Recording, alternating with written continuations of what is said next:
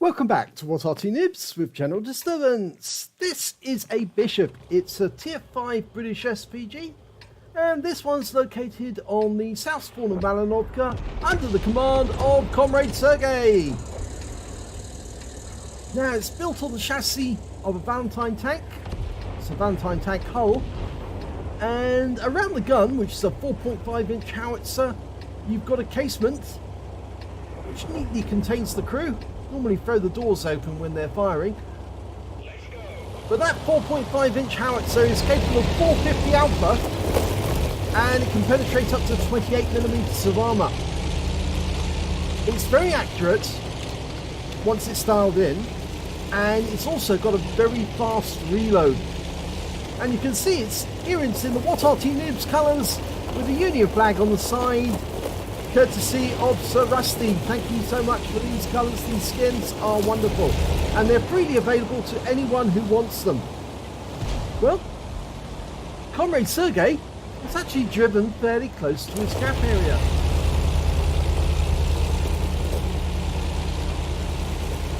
Now, pulling back into the bushes for a bit of cover.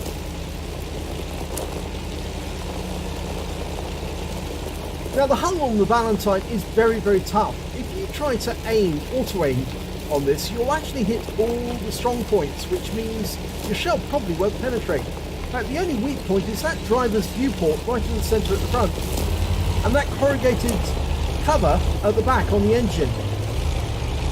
Of course, the other weak point is the casement around the structure around the gun. But of course, if you auto-aim, you won't hit those. Only unless you get behind the Bishop will your auto-aim actually work, but most people don't get behind it. They try and shoot it from the side or from the front, and of course they fail.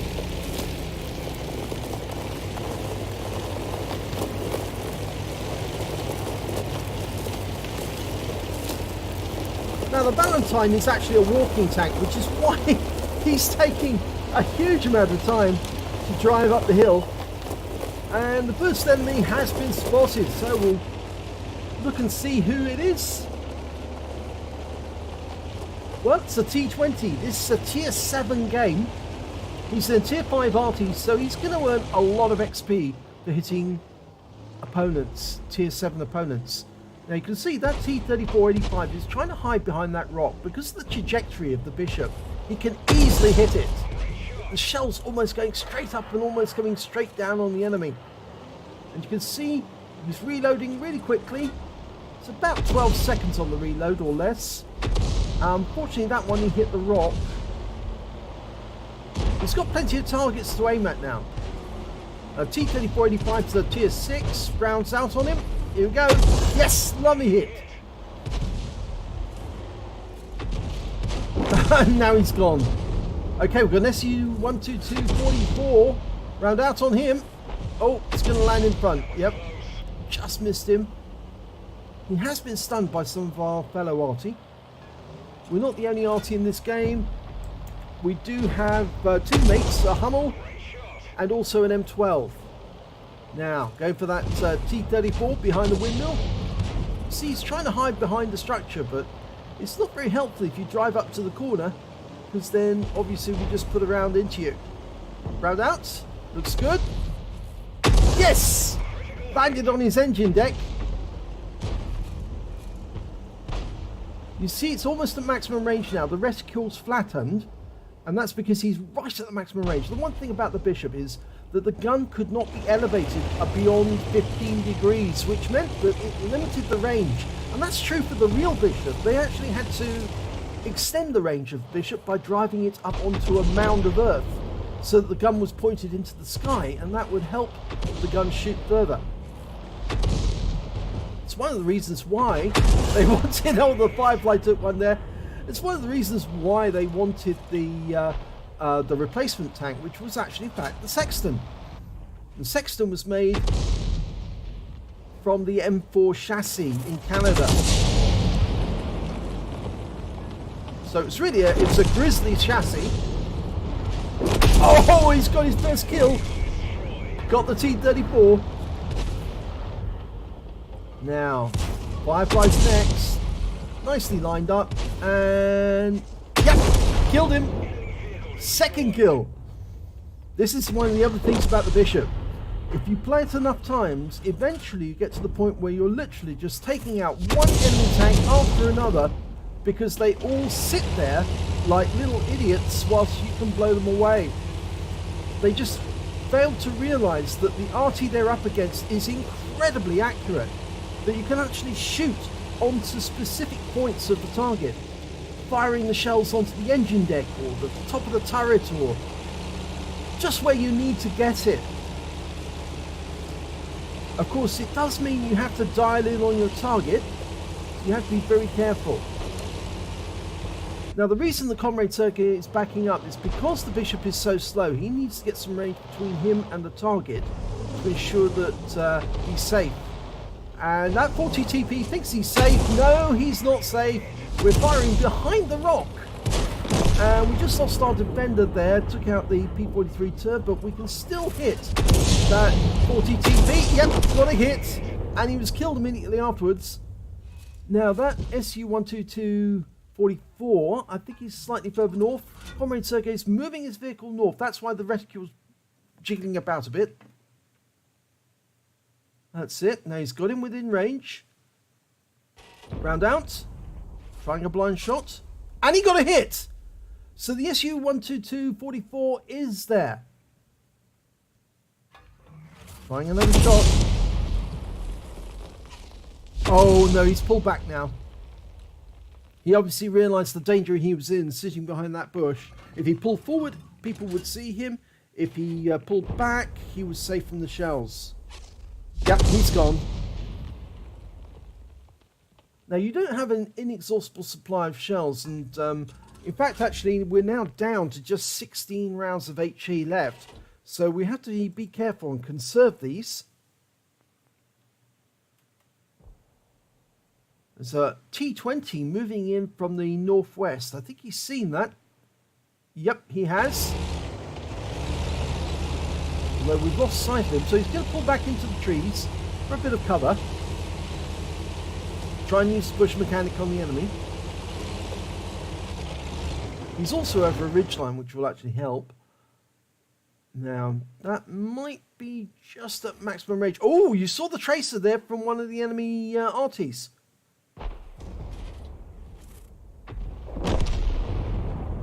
I know it was a tracer from an enemy Arty because they leave a visible smoke trail, whereas a fast-firing shell would actually zip to the target very, very quickly. Arty shells are quite slow because they're HE rounds. Now, he's aiming for that bush because it's the most likely place the T-20 will be hiding. But he's not going to fire until he's absolutely certain that the enemy's there, just to see if he fires and reveals himself. And he hasn't.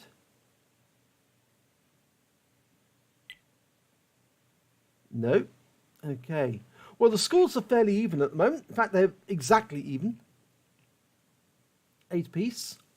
Oh, no, one of the enemy has just drowned. A 25 TP has just drowned down in the southwest corner of the map. He tried to cut across on that right next to the water, on the in the water, and of course you can't do that because it's just too deep. You can't cling to the side of the riverbank, and he just drowned. I'm afraid it's a common error that a lot of players make. Sometimes they get frightened into the water by seeing an enemy tank firing at them, and they think, oh, I'll just stuck in here for cover. And of course, it's the biggest mistake you could possibly make because, of course, it does mean you drown.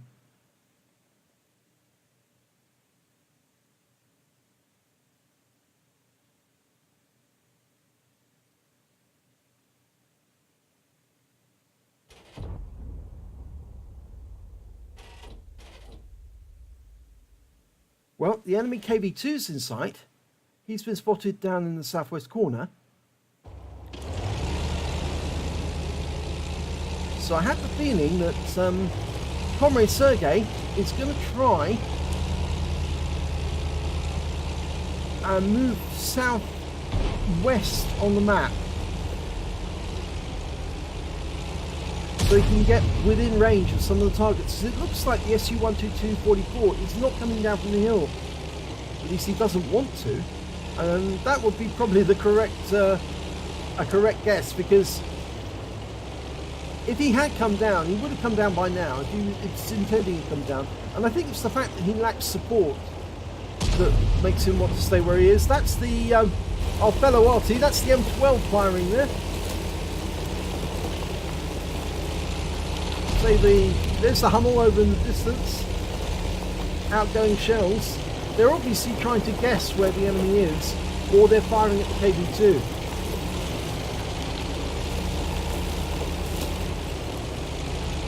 Now, it's actually an unusual fact of history is that in the game, Wargaming have put the Bishop at tier 5, and they put the Sexton at tier 3. But in actual fact, it was the Sexton that replaced the Bishop, because the British needed a more mobile artillery piece. In fact, the British bought the M7 Priest. In fact, that's how it got the name of the piece, because the British give clerical names to artilleries. So this is a Bishop. The Sexton, of course, is another cleric. And there were various other clerical names given to Arty pieces, such as Cardinal. Just trying to think of all the other names, and I can't think of any at the moment. Yes, I think there was another one called the Deacon, and there's another called the Abbot. Yes. Okay, well, we're now well within range of where the KV-2 was last seen. So if we do spot him, we should be able to shoot at him this time. And our KV-2's moving up to have a look and try and find the bears. Oh, he's found him! He's found him! Now, oh, we just lost our KV-2, but Comrade Sergei's going into aim and try and hit that KV-2. Unfortunately, he's just behind that riverbank at the moment, which is difficult to shoot at. RE-25's coming in. I think he'll get the kill. Well, we fired around him and it hit the wreck just after he died. Yeah, you can see where that enemy died. Yep, there he is. He drowned in the water. What a silly Billy. Yep. There you go. T20 of all things. He must have been a fairly experienced player to be playing a T20. But there's only 3 left on our team. And the enemy team has exactly the same composition. We fire around at the SU-8 and take him out. And we're being joined by the M12. He's coming up behind us.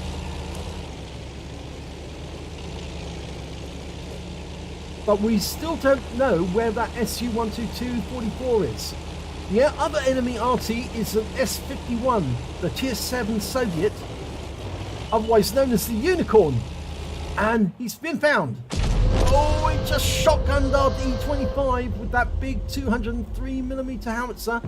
In fact, I think that's the BR2. That's the 152mm. Well, we've lost sight of him, so we're going to have to get close now. It's 2 Arty versus a tank destroyer on Arty.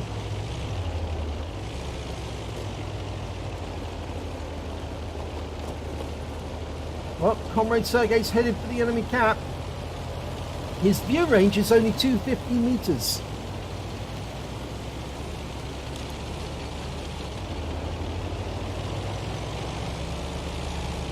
Oh, he's found him. There you go. Dialing in. He's been spotted.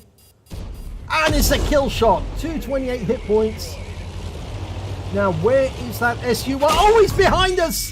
He's just hit us. For 349 hit points. He's definitely behind us. There he is. And that's the last minute hooter. We're getting into that bush and over the ridgeline. But we know where the SU-122 is now. He's definitely behind us. There he is. Aiming. Oh, and the M12 wipes him out. What a thrilling game at the end.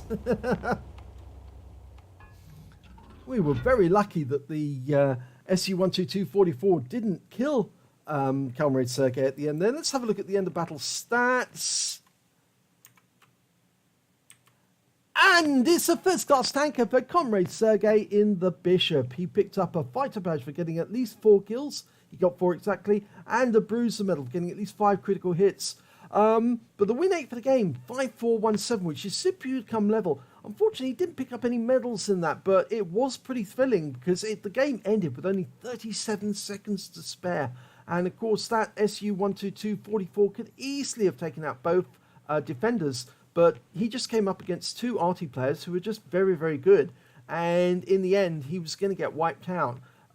So, great ending to the game. Let's have a look at the team score.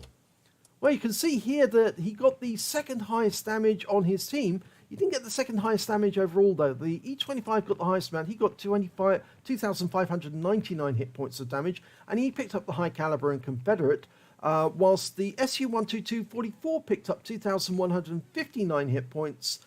No medals, though. The Comrade Sergei picked up 1,566, so he came third on damage overall and second on his team.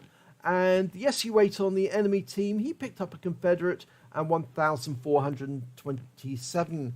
So if we look at the number of kills, we can see that Comrade Sergei tied for second place, actually, with the highest number of kills. The high scorer went to the SU-122-44. He got 5 kills. Then came the E25 and Comrade Sergei with 4 kills apiece.